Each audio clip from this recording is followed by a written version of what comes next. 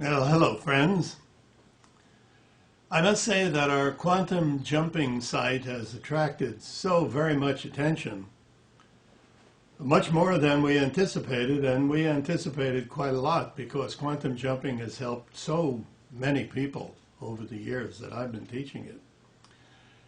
But it seems that we may be going down a path here that I hadn't anticipated because after a poll that we took, it seems that about 80% of you wanted to use it for pretty much one purpose.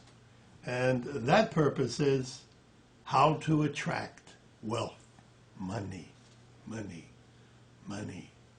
Well, with the economy the way that it is, it's no wonder that there are so many people that are seeking some way to either augment or enhance in some way their income. Augment, enhance, pretty much the same word, but you know what I mean.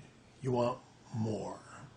Well, I thought I would give you some of the secrets that I've learned.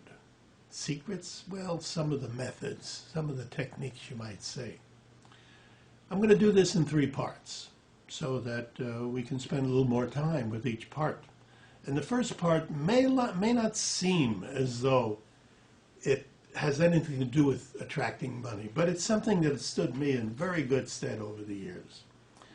And that is in the evening, going over the day's events and thinking over what did I do today that I would rather have done differently? What did I do today that I feel was wrong, if you will? What did I do today that I could have done better? Going over each item, you may find quite a few things that you've done that you'd like to correct. When I first started doing this many years ago, I'd lay in bed at night and I'd come up with about 10 different things that I wished I could do over again. After a while, it boiled down to maybe 2 or 3 different things. And then sometimes a week would go by where I couldn't think of one single thing that I would like to do over again. Now that's number 1. That's not much of a secret, is it? Try it, do it, and you'll find that you're more aware of yourself after doing that. You're more aware of your foibles, the things that other people see in you. Perhaps you don't see when you look in the mirror. But do that for a bit. Do that for a week or 2 and see how many things that you'd like to overcome, let us say. Now, what has this got to do with money? What it has to do with is self-sabotage. When you do something and you feel that you've done it wrong, there's a little measure of guilt that comes in. In other words, you want to repeat the act correctly. But if you don't admit you're doing anything wrong, there's nothing to repeat.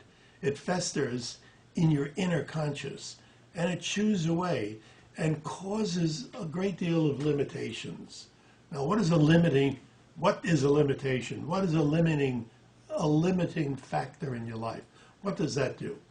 When you feel that you're limited in some aspect of your life, then you feel you only deserve so much.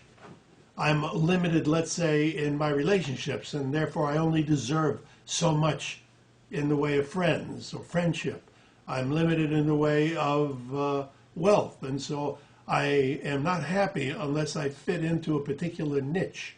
And as soon as I make more than that little niche that I fit myself into, I'm not comfortable, and I'll do something to get back into that area where I am comfortable.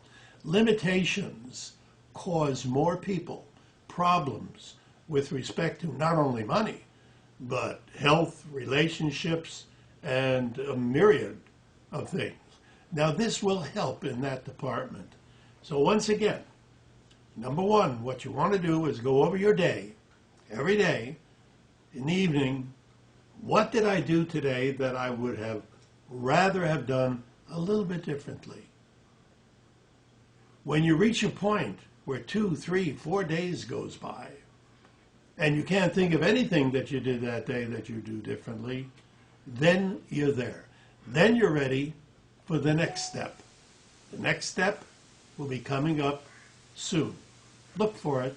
I'm keeping these purposely around 5 or 6 minutes so that we can get to the real gist of the matter, the things that affect you the most. So, thank you once again for listening. I'm Burt Goldman, your American monk, signing off. Have a good day, a good week, a good month, and a very good year.